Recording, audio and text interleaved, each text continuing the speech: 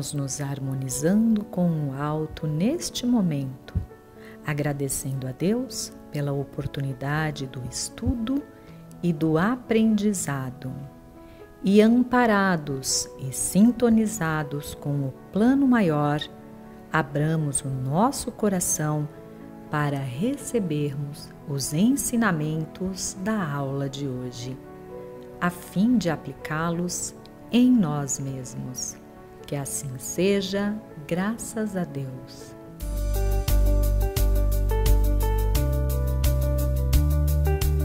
Olá, bem-vindos a mais uma aula do curso O que é o Espiritismo, e hoje eu convido você para que me acompanhe em nossa segunda aula, parte A, cujo tema é Deus e as Três Revelações. E no início desta aula, eu gostaria de tecer algumas considerações que nos serão importantes para que nós possamos compreender por que as três revelações nos trazem concepções diferenciadas de Deus, embora todas elas provenham de uma única fonte. Não nos esqueçamos nunca que toda revelação é de origem divina e tenha um compromisso com a verdade. Então vamos lá. O Livro dos Espíritos, nas suas questões 5 e 6, nós encontramos lá a seguinte questão que Kardec faz, né? A pergunta que Kardec faz aos espíritos que o auxiliaram na codificação da doutrina. Todos os homens possuem o sentimento intuitivo da existência de Deus? E os espíritos respondem a ele que sim, que todos os homens possuem esse sentimento intuitivo. O que é uma coisa intuitiva? É algo que nós trazemos conosco como verdade irrefutável. Então os espíritos respondem a Kardec, sim, todos os homens possuem o sentimento intuitivo da crença em Deus. E Kardec faz mais uma pergunta. Mas esse sentimento intuitivo, ele não poderia estar fundamentado na educação ou em ideias adquiridas? Os espíritos respondem mais uma vez que se assim o fosse, ele não estaria presente mesmo entre os selvagens, ou seja, ele não seria universal. E também é esse sentimento intuitivo da crença em Deus que leva o homem naturalmente à busca da ligação com a divindade através da lei através da adoração, que também é uma lei divina. E olha que interessante, que também existe entre todos os povos, se bem que se expresse de forma diferente. Nós encontramos isso na pergunta 652 do Livro dos Espíritos. Então nós concluímos o seguinte, que a concepção de Deus, ela evolui à medida em que o homem também evolui, né, intelectual e moralmente. Então o homem, através da sua evolução moral e intelectual, ele vai aperfeiçoando a sua concepção de Deus, assim também como ele vai aperfeiçoando a sua maneira ou a sua forma de adorá-lo. Concluímos, portanto, que a evolução da ideia de Deus, ela é relativa ao grau intelectual dos povos e ao progresso espiritual da humanidade. O Livro dos Espíritos, na sua questão 11, nos diz que à medida em que o homem se depura, né, depura o seu senso moral, o seu pensamento penetra mais facilmente o âmago das coisas e então ele vai fazendo uma ideia mais justa da divindade. Se nós observarmos a história da humanidade, nós poderemos perceber essa concepção evolutiva de Deus através dos tempos. Antes de nós fazermos, né, uma pequenina jornada através da história da humanidade, nós vamos mostrar alguns exemplos, né, dessa concepção de Deus através dos tempos. Nós vamos fazer uma reflexão sobre esta colocação que está na pergunta 668 do Livro dos Espíritos, que nos diz que a palavra Deus tinha entre os antigos uma acepção muito ampla. Era uma qualificação genérica que se dava a todo ser existente fora das condições da humanidade. Vamos tentar entender isso? É o seguinte, o homem, olhando ao seu redor, e verificando todos os fenômenos que ele não conseguia entender e muito menos, né, praticar, porque estava fora da sua condição humana, ele então pensava que aqueles fenômenos eles fossem executados por deuses, né? Tivessem a sua fonte na ação dos deuses. Podemos entender isso quando nós verificamos que aquele homem muito primitivo, né, que observava lá os fenômenos da natureza que ele não entendia, e ele temia, né, porque não entendia e os temia. Então ele acreditava que raios, trovões, né, chuvas, tudo isso fossem ações de deuses, né? Eram ali deuses que estavam ali realizando todos aqueles fenômenos que ele julgava por falta de compreensão sobre-humanos. Na mitologia greco-romana, então nós vamos lá no politeísmo, mais um exemplo que a gente vai dar. Nós não estamos seguindo uma linha do tempo. É só para que nós possamos compreender aquilo que nós estamos colocando, né? Se nós formos lá nas regiões politeístas, né? O que é politeísmo? É a crença em vários deuses. Nós pegamos aqui como exemplo a mitologia greco-romana, né, o politeísmo greco-romano, onde nós vamos ver que ali também os deuses eram concebidos sob a forma humana. E eles presidiam não só os fenômenos da natureza, mas também projetavam a personalidade humana. Então, se nós formos lá, né, no politeísmo grego, nós vamos encontrar deuses como Poseidon, deus dos oceanos, Phobos, deus do medo, Eros, deus do amor, Afrodite, deusa da beleza, e assim por diante. Somente e mesmo, né, quando foi trazida ao homem, nós vamos ver isso na primeira revelação, né? Quando foi trazida ao homem a concepção de um Deus único, esse Deus ainda era concebido à imagem e semelhança do homem, com características humanas e imperfeitas.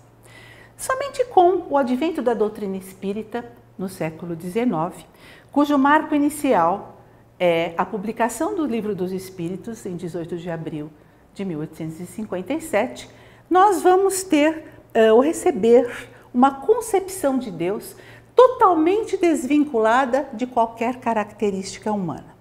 Então, quando nós vamos lá no Livro dos Espíritos, no seu primeiro capítulo, na sua primeira questão, quando Kardec pergunta: "Que é Deus?", os Espíritos vão lhe responder: "Deus é a inteligência suprema, causa primária de todas as coisas." Inteligência suprema?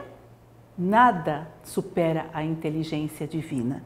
E aqui nós vamos fazer uma consideração importante. Eles não dizem causa primeira, porque se eles dissessem causa primeira, né, isso implicaria na existência de uma segunda causa, uma terceira causa e assim por diante. Mas eles dizem causa primária, ou seja, uma causa essencial, fundamental e indispensável para que as outras causas ocorram. Então, tudo que existe tem como causa primária Deus, a inteligência suprema.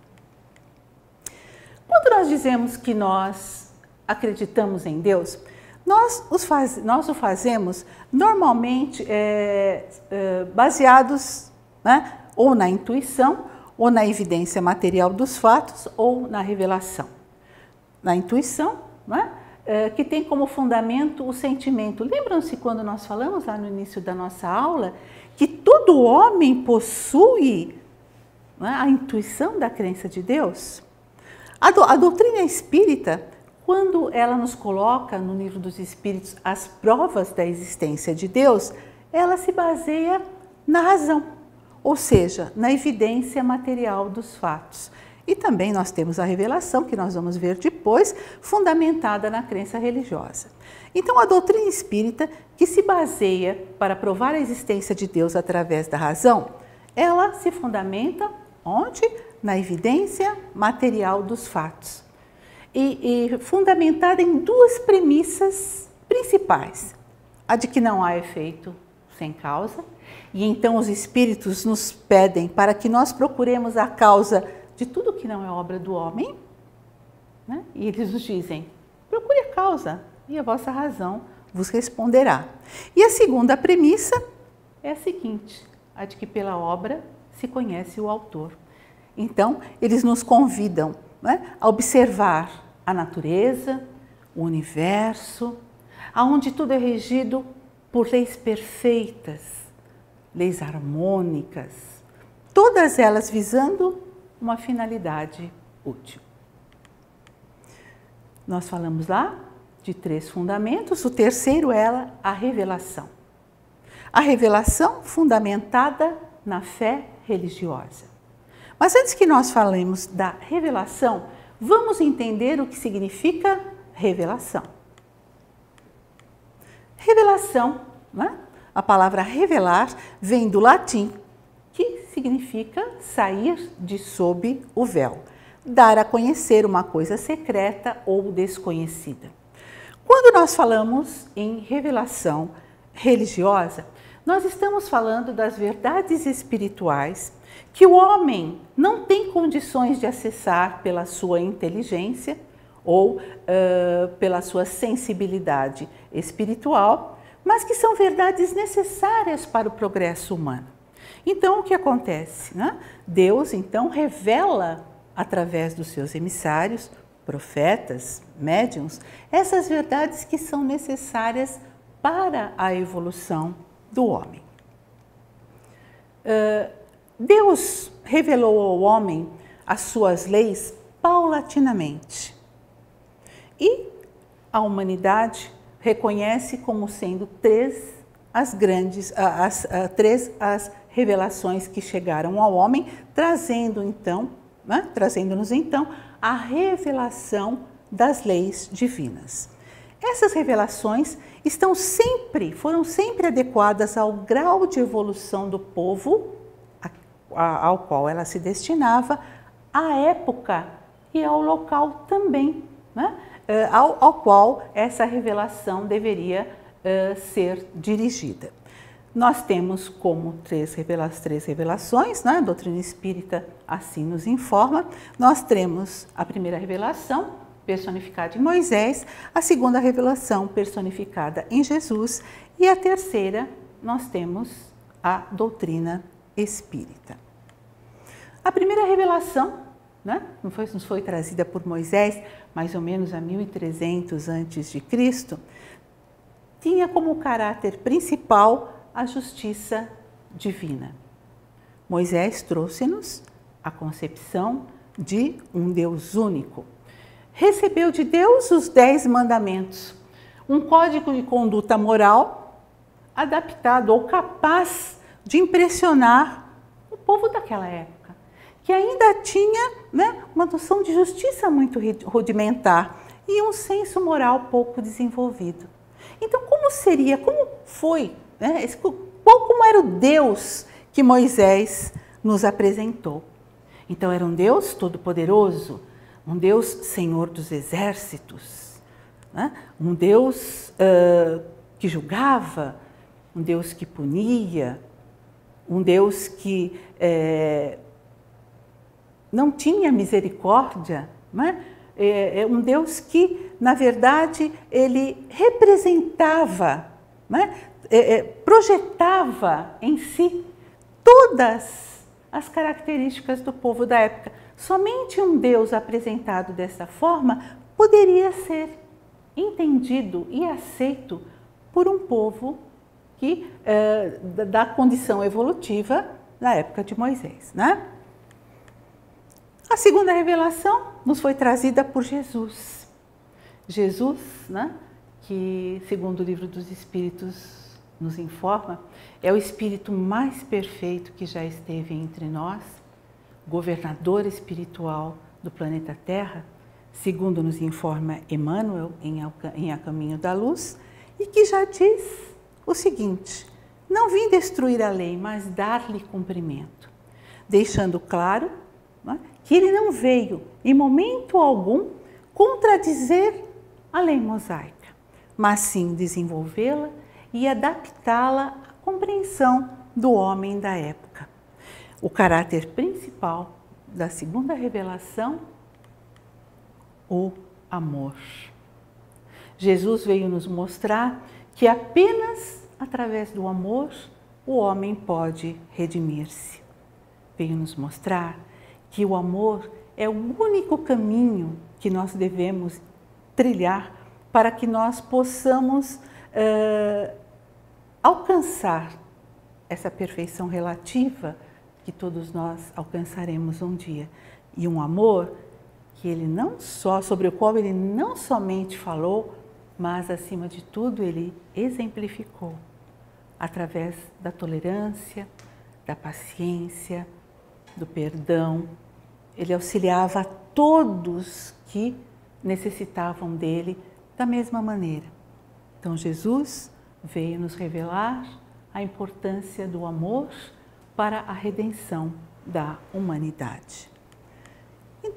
Veio nos mostrar um Deus a quem ele chamou de Pai. E no momento em que ele chamou Deus de Pai e a nós de irmãos, ele estendeu a paternidade divina para toda a humanidade. Então não mais um Deus vingativo, um Deus cruel, um Deus parcial, um Deus que julgava, um Deus que condenava, mas um Deus Pai, amoroso, misericordioso, justo e bom.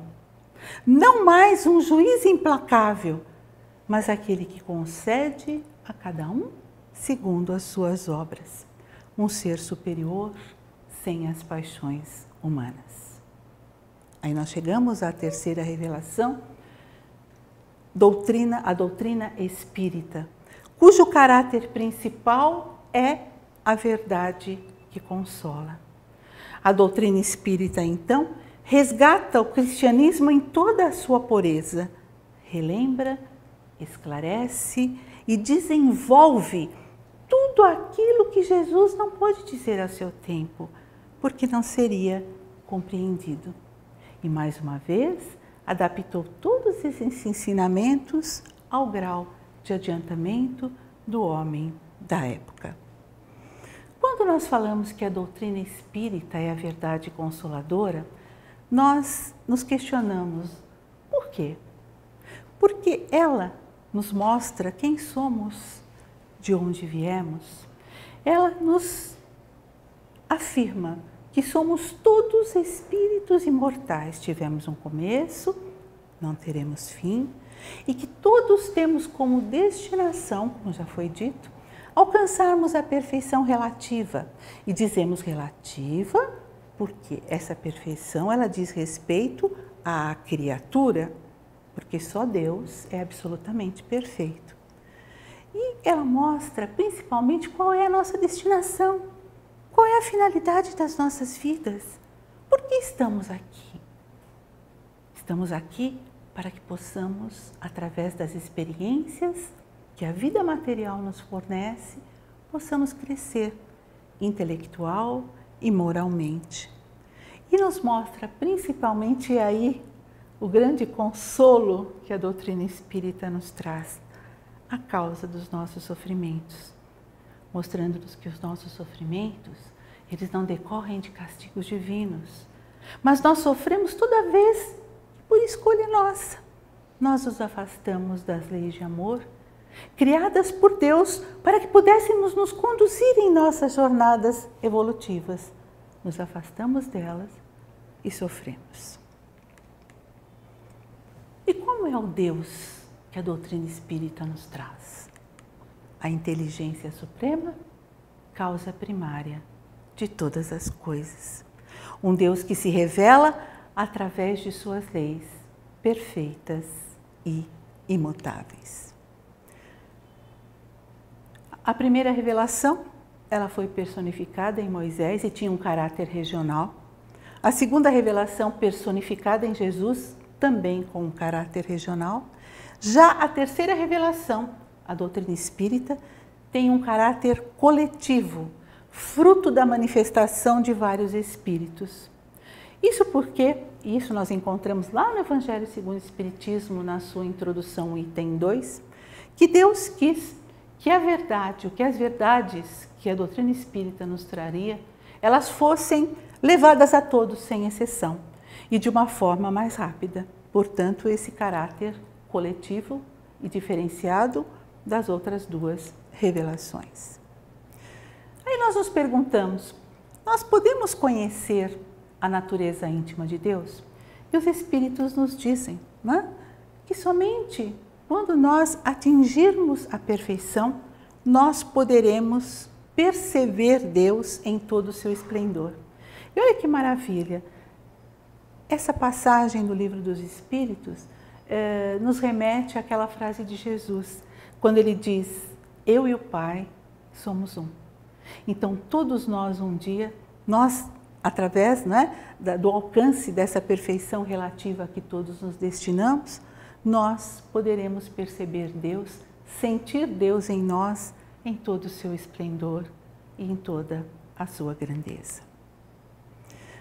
Mas nos diz o Livro dos Espíritos que, embora nós não possamos ainda conhecer ou acessar a natureza íntima de Deus, nós podemos fazer ideia de algumas das suas perfeições.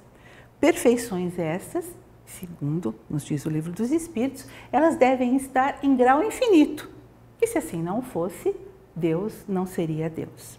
Então nós temos como atributos divinos. E o que são atributos? Atributo é aquilo que pertence a uma determinada pessoa, né?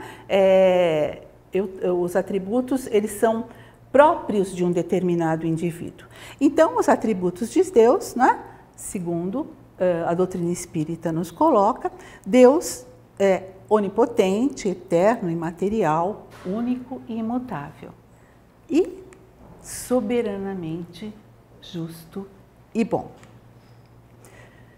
Aí Kardec pergunta aos espíritos novamente, mas através de todas as colocações, né, que nós fizemos anteriormente, Deus é onipotente, Deus é imaterial, nós podemos ter uma ideia completa dos seus atributos?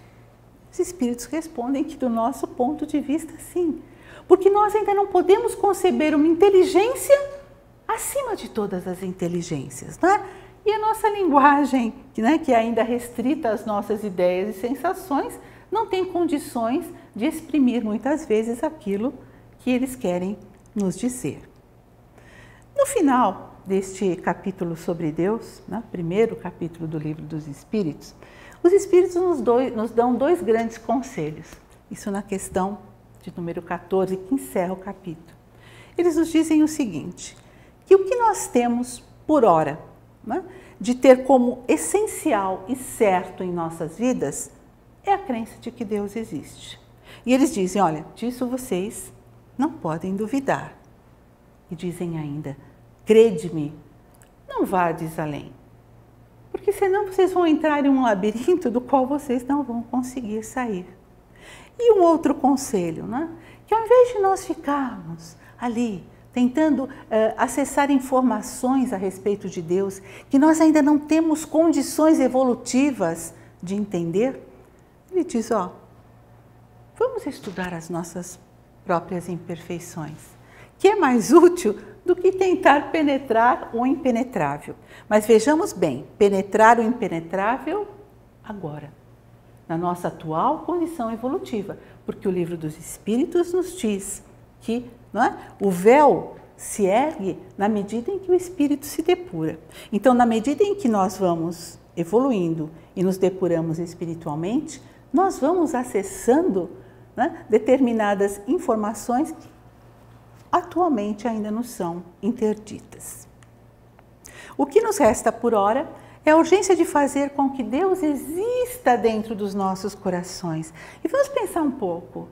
O que adianta nós ficarmos teorizando sobre Deus? Aliás, é muito válido, né? Nós estamos aqui para conhecer, para ampliar conhecimentos, né? Para buscar cada vez mais explicações para aquilo que nós ainda não compreendemos. Mas o que adianta um Deus fora de nós? Uma concepção apenas de Deus, uma concepção teórica. Nós temos, né, que fazer com que Deus exista dentro dos nossos corações, refletindo-se em nossas atitudes, em nossos pensamentos e em nossas palavras.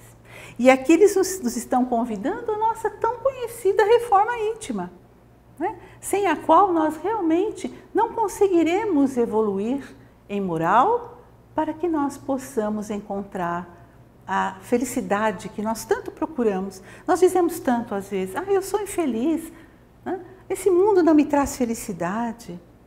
Mas isso tudo ocorre porque nós nos distanciamos das leis divinas. E à medida em que nós procuramos segui-las, procuramos crer em um Deus soberanamente justo, a guiar, a nos dirigir nas nossas jornadas evolutivas, com certeza, né, é começar a colocar Deus não só fora de nós, mas em nós, através de atitudes, pensamentos e palavras, nós vamos ver como nós vamos realmente ir ao encontro dessa vivência feliz que nós tanto queremos para nós, né? E nós gostaríamos de, ao término da nossa aula, conversarmos um pouquinho sobre esse atributo de Deus que é o que mais nos fala ao coração, né? Deus é soberanamente justo e bom. E em que consiste a soberana justiça? Em dar a cada um segundo as suas obras. Vejam bem, nós hoje não concebemos mais um Deus que julga, que pune, que condena, mas um Deus que criou leis perfeitas para conduzir o espírito na sua jornada evolutiva. E uma delas a lei de causa e efeito, né?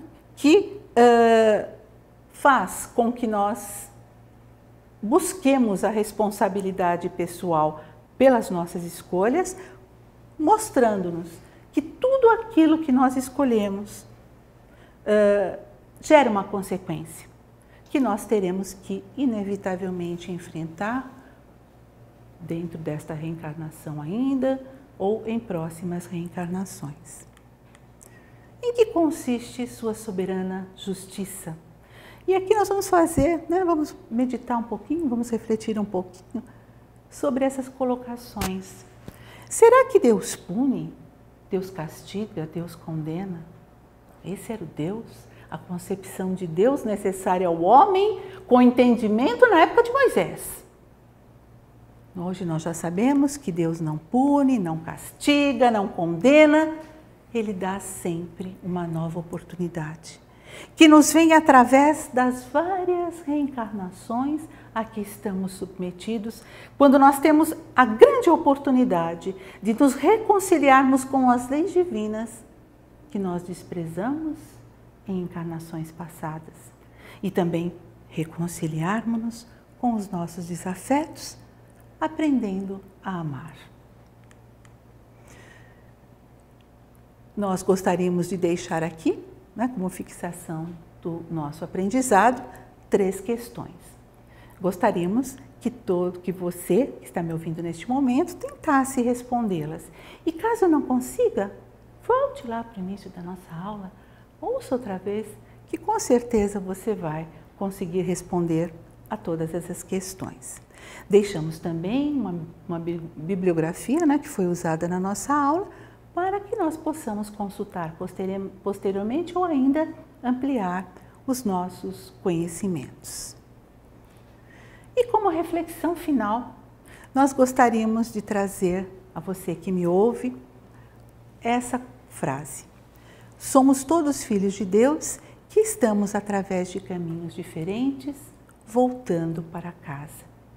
Essa frase simboliza bem toda a nossa jornada, todas as nossas jornadas reencarnatórias, principalmente esta que nós estamos vivenciando neste momento.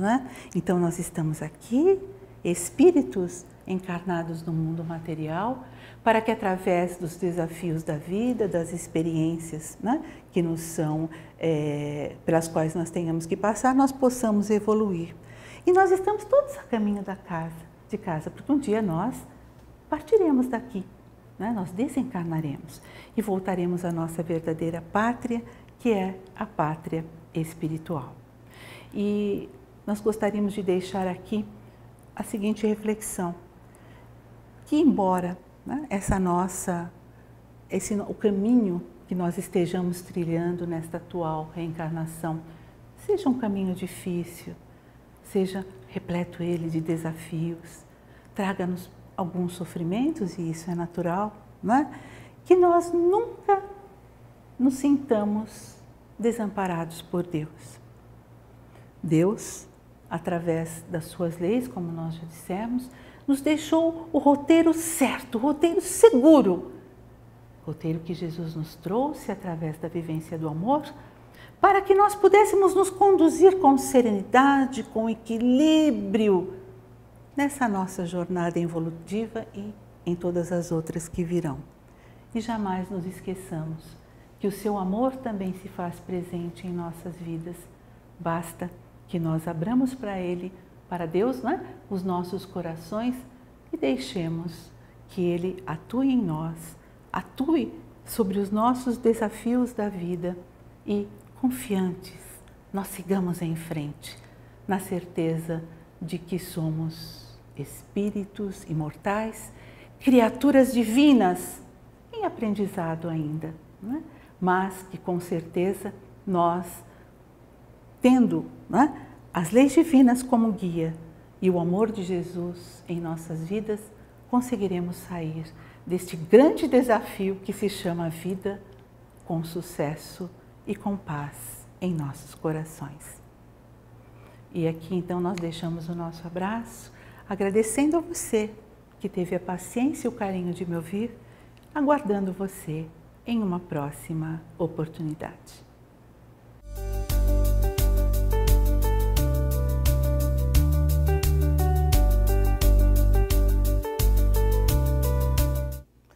Olá, seja bem-vindo ao curso O que é o Espiritismo.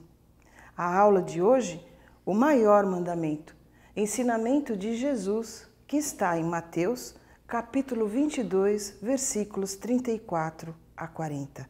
Vamos lá? O objetivo da nossa aula será apresentar o ensinamento de Jesus sobre o maior mandamento, mostrar por que os 10 mandamentos se resumem em 2, conscientizar da importância do amor ao próximo como a si mesmo. Vamos lá? O que é maior? Maior é tudo que excede o outro em duração, espaço, intensidade, número e tamanho. E o que é mandamento? Mandamento tem origem no verbo mandar e significa ordem, regra ou lei. E quando nós falamos em lei, lembramos que possuímos 2. A primeira, leis humanas. As leis humanas, suas características são de temporalidade, de possibilidade de mudança, diferença em cada nação, ou diferentes em cada nação, muitas interpretações. Já as características das leis divinas, sua eternidade, sua perfeição, sua imutabilidade, igualdade para todos, em qualquer lugar, em qualquer canto, em qualquer espaço, em qualquer nação. Por isso, ela é universal.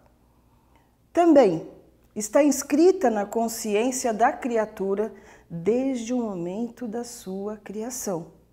Já foi colocada em cada criatura quando ela despertou para este mundo real. Também ela é uma revelação que é feita em todos os tempos da humanidade, mas a compreensão, esta sim, é de acordo com a evolução do pensamento humano. Interpretamos as leis divinas de forma diferente lá na antiguidade, na alta antiguidade, no princípio de tudo. E hoje nós compreendemos as leis divinas pelos sentimentos e pela razão. Maior representação que temos aqui no mundo são os mandamentos recebidos por Moisés. Nós temos representação de 10, mas sabemos que a sua legislação contemplava muito mais mandamentos. Mas vamos aos 10, que são especialmente os 10 tratados por Jesus, reforçado no seu ensinamento do maior mandamento, onde nós temos primeiro, segundo e terceiro. Os 3 estão conectando criatura diretamente ao Criador, por meio da adoração, da reverência e da gratidão. Depois nós teremos do 4º ao 10º mandamento uma relação ético-moral entre as criaturas consigo mesmas, criaturas com outras criaturas e criaturas com o Criador, porque é um comportamento ético-moral de respeito.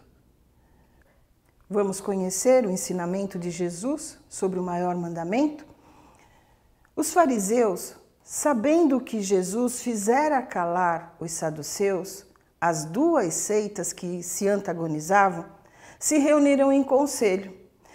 E um deles, que era o doutor da lei, para tentar o mestre, fez a seguinte pergunta: Mestre, qual é o maior mandamento da lei? Primeira pergunta. Ele era mestre, ele era doutor da lei. Logo, ele conhecia, ele defendia e ensinava a lei. Por que a pergunta? Para tentar Jesus. Se Jesus desse uma resposta que fosse contrário ao ensinamento de Moisés, poderia ser levado ao conselho, poderia ser julgado e poderia ser condenado. Mas o mestre conhece a intenção e o coração de cada criatura que está à sua volta, pois ele vivia entre os povos, entre o povo, entre o mais simples até o mais poderoso. Então ele sabia desta pergunta e sabiamente, porque vivia agindo dentro da lei de Deus, vivendo a lei de Deus nas suas ações, o que ele responde? Amarás o Senhor teu Deus de todo o teu coração, de toda a tua alma e de todo o teu entendimento.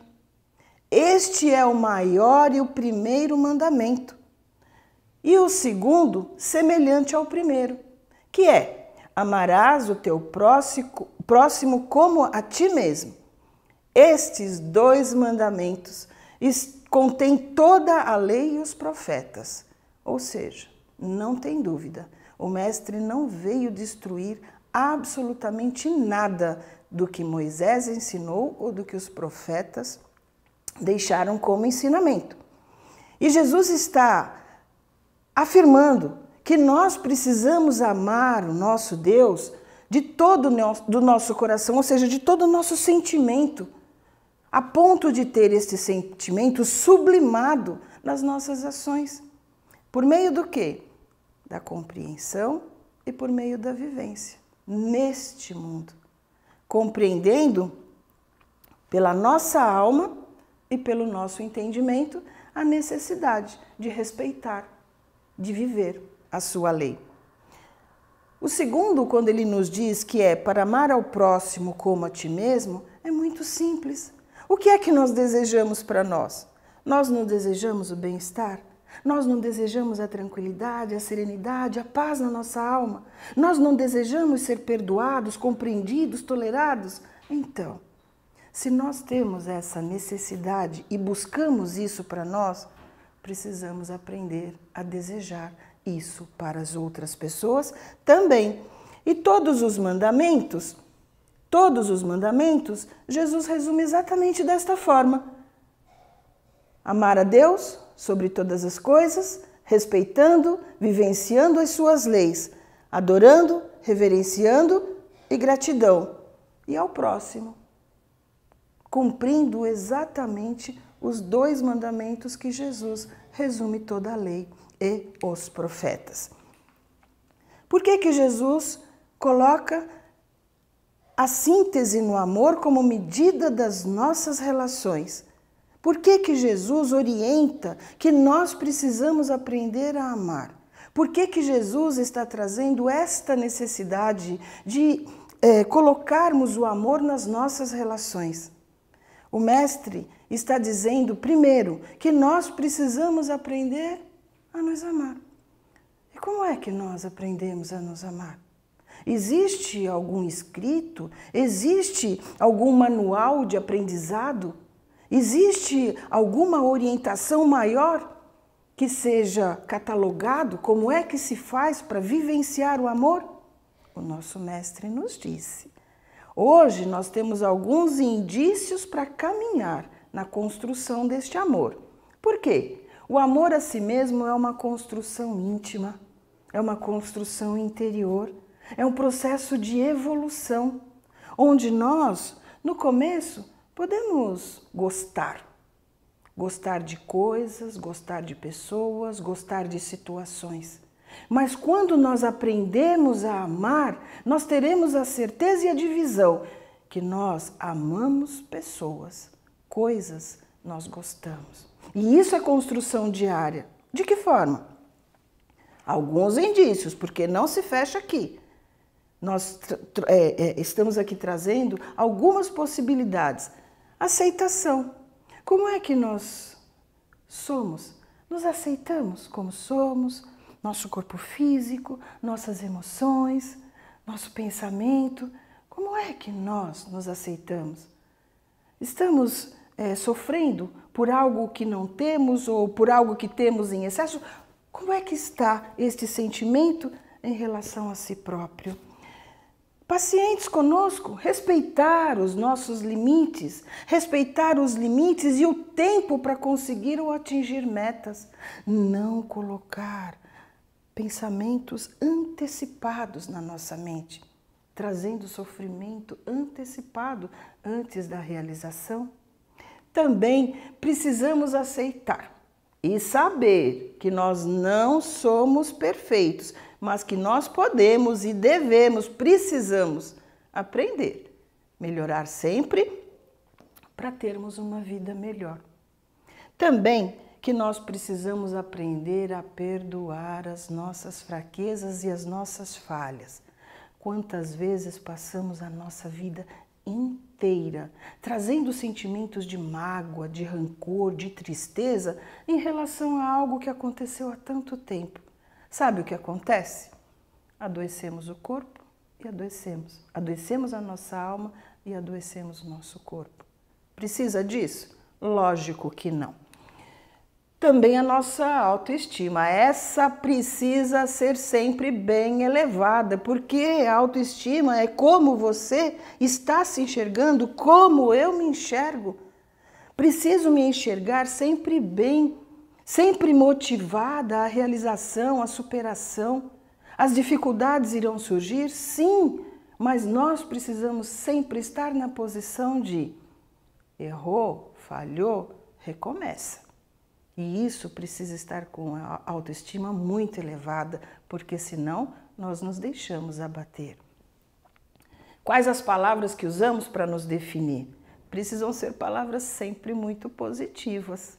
Palavras negativas nós gravamos como verdade. E às vezes achamos que somos algo porque falamos desta forma conosco e deixamos isso. Como que se uma atitude negativa vai tirando as nossas, ou vão tirando as nossas perspectivas, o nosso jeito de nos enxergar melhor. Precisamos também cuidar dos nossos relacionamentos, como eles nos afetam. Eles não podem transtornar a nossa alma, não podem incomodar a tal ponto que nos leve ao sofrimento, que nos leve à tristeza, que nos leve à angústia, a uma aflição. Se for assim, queridos irmãos, nós precisamos rever os conceitos do que são bons relacionamentos. Também precisamos compreender que o outro não é responsável por nosso sofrimento ou por nossas escolhas e nem pela nossa felicidade. O outro, ele pode ser um agente, ele pode ser um instrumento, mas a decisão sempre será nossa. O que é que nós desejamos? Por isso, não podemos depositar ou desejar que o outro nos faça feliz. Compreenderam como nós podemos modificar o nosso comportamento íntimo, quando nós estivermos nessa condição de compreensão, de auto-amor, de vivência do amor pleno em nós, nós estamos a caminho agora de compreender que o amor ao próximo também é uma construção diária. E que ele não está desvinculado desta busca pelo nosso amor, por este auto-amor. Por quê? Porque é uma relação. Nós estamos aqui neste mundo nos relacionando diariamente com a nossa família, com os nossos amigos no trabalho, na rua, quando nós estamos no trânsito, quando nós estamos no mercado, no shopping, quando nós estamos na escola, no coletivo. Como que é a nossa relação? Como que é o nosso jeito de tratar o outro? Porque construir o amor pelo próximo depende da nossa forma com que nós agimos em relação a eles. Portanto, precisamos desejar ao outro o que queremos para nós. Desejamos equilíbrio, tranquilidade, serenidade, pacificação, harmonia. Desejamos tudo de bom para nós?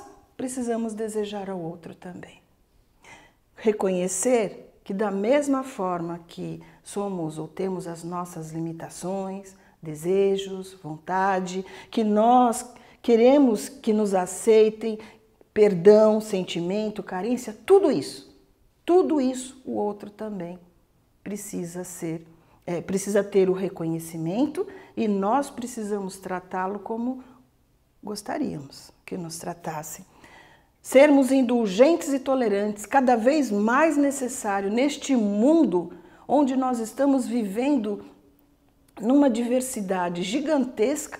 Nós temos e somos um mundo plural e nós precisamos aprender a conviver com essa diversidade, quer seja religiosa, quer seja de cor, quer seja de raça, quer seja de orientação sexual. Nós precisamos aprender a respeitar as criaturas na sua individualidade. Também precisamos aprender a ter empatia, se colocar no lugar do outro. Quando emitimos palavras, às vezes bastante amargas, perversas, ruins, precisamos nos colocar no lugar do outro. Como é que o outro está sentindo pelo que ele está ouvindo de mim? E perdoar as fraquezas do outro do mesmo modo que nós o fazemos conosco. Não pedimos perdão às nossas ofensas? Que nós perdoaremos aqueles que nos ofenderem? Então, está aqui essa possibilidade de aprendermos a exercitar o perdão entre as criaturas. Sendo assim, já conhecemos algumas orientações sobre o amor a si mesmo. Já sabemos também algumas orientações sobre o amor ao próximo. E o amor ao Criador? Simples, é a vivência de suas leis nas nossas vidas. E vivenciar as suas leis é ter a certeza que o amor somente será completo e a lei divina cumprida se também e igualmente amarmos o nosso próximo como a nós mesmos.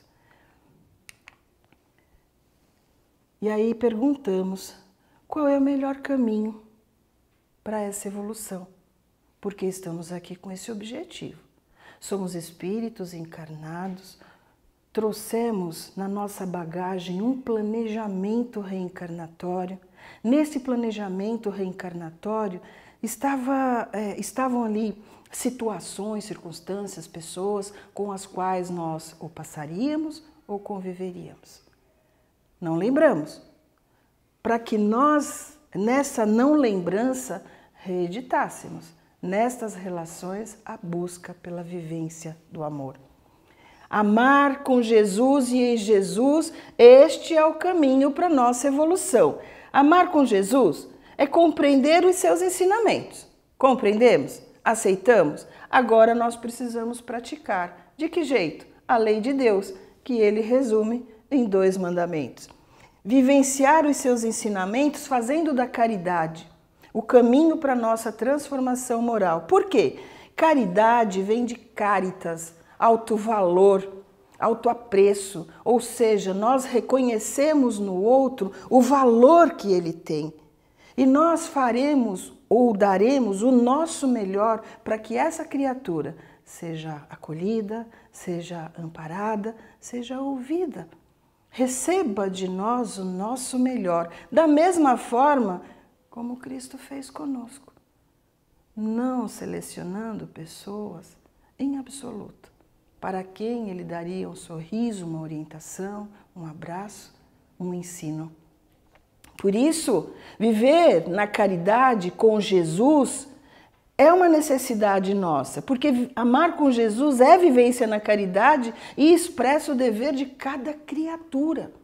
Também que na prática esse amar ao próximo como a ti mesmo é um minucioso exame de consciência. E neste exame de consciência nós vamos nos perguntar: será que estamos tratando as outras pessoas como nós gostamos de ser tratados? Por isso, caminhar com Jesus é uma tarefa bastante difícil, mas necessária, para que as nossas relações sejam definitivamente pautadas no amor. E o amor com Jesus é ter a certeza, né, que o amor ao próximo é a única ponte que liga a criatura ao Criador. É a única forma onde nós podemos exercitar perdão, tolerância, indulgência, paciência, o não julgamento. Ou seja, só podemos fazer isso se tivermos e contemplarmos a existência do outro. Porque se nós vivêssemos sozinhos, solitários, nós não teríamos essa oportunidade, grande oportunidade de crescimento e transformação moral. Precisamos ter a certeza que com Jesus nós chegamos ao conceito de religião universal, que o amor é a religião universal. Pelo amor ensinado, a forma como Jesus ensinou, esta lei do amor sendo vivenciada entre as criaturas, nós chegaremos a essa conclusão aqui, como essa imagem nos propõe. Nós precisamos juntar as duas partes deste espaço, deste relevo. Nós precisamos juntar. Como é que nós fazemos isso? Somente nos unindo. Nos unindo de que forma? Pela vontade, pelo desejo, pelo amor. Por quê? Quando aprender a amar, eu vou tentar sim me aproximar do outro, compreendendo o outro nas suas limitações. E juntos nós podemos nos dirigir e devemos nos dirigir ao Criador. De que forma? Amando ao Criador e às criaturas, porque essa é a proposta da lei de amor. Aprender com Jesus a conviver com todas as pessoas à nossa volta, independente das aparências, independente da sua origem, independente do poder social, independente do poder econômico que ela possua, independente da intelectualidade, da sabedoria que ela possua, porque nada disso importa. Importa é que somos espíritos em evolução e estamos aqui com um propósito de ajudarmos uns aos outros neste caminho evolutivo, ajudando na sua necessidade, compreendendo na necessidade do outro da mesma forma que compreendemos a nossa. Quando estivermos ou quando estamos respeitando e convivendo em paz com as pessoas, o amor de Deus está sendo demonstrado e os ensinamentos de Jesus sendo vivenciados. Gente, fantástico, não é? Um mundo pacificado, um mundo amoroso, um mundo tranquilo, um mundo onde nós nos trataremos como irmãos. Essa é a proposta do nosso Mestre Jesus. Se o gênero humano praticar esses ensinamentos, chegará à unidade e à realização de seus destinos pela solidariedade, todos juntos, e pela fraternidade, tratando como irmãos. Vai ser maravilhoso quando nós chegarmos a essa condição, porque é para isso que nós estamos aqui. Transformar este mundo de provas e expiações para um mundo de regeneração. Mas o mundo de regeneração só pode contemplar se nós nos regenerarmos também pelos nossos sentimentos e pela nossa razão. Para fixarmos o aprendizado, eu proponho 3 perguntas. A primeira, qual o maior mandamento? E o segundo, por que esses 2 mandamentos podem substituir o decálogo trazido por Moisés? Lembram-se? Como compreender a proposta triangular do amor a Deus, do amor ao próximo, do amor às criaturas, do amor a si mesmo?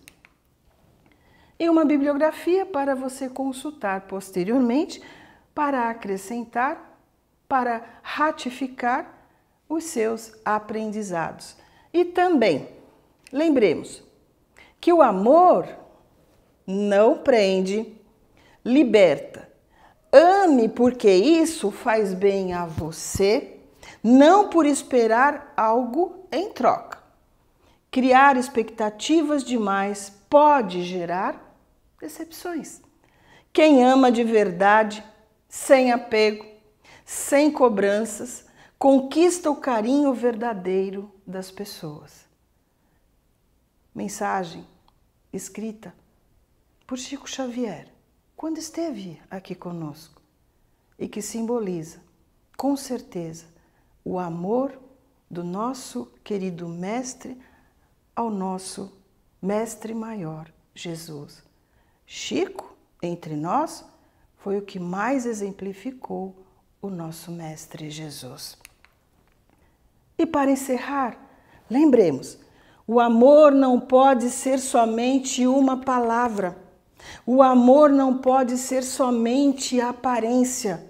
O amor é sentimento e vivência. O amor é vivência dos ensinos do Cristo nas nossas ações. E estes ensinamentos conduzindo a cada um de nós à plenitude do amor criador. Que o Mestre Jesus seja o nosso grande companheiro, o nosso grande orientador e educador das nossas ações aqui no mundo. Se compreendermos os ensinamentos de Jesus, com certeza nós lutaremos contra os inimigos íntimos para superarmos qualquer situação onde o outro seja contemplado a ter uma vivência conosco nesta vida. Compreenderemos o outro na sua dimensão, sem querer colocar as nossas verdades como verdade do outro, mas ambos buscando conhecer a verdade ensinada por Jesus e que nos conduz ao Criador. Queria agradecer a você pela oportunidade de ter me ouvido até este momento e convidá-lo para um próximo encontro, num outro momento. Um grande abraço, que Jesus abençoe a nossa caminhada e nos envolva de amor hoje e sempre.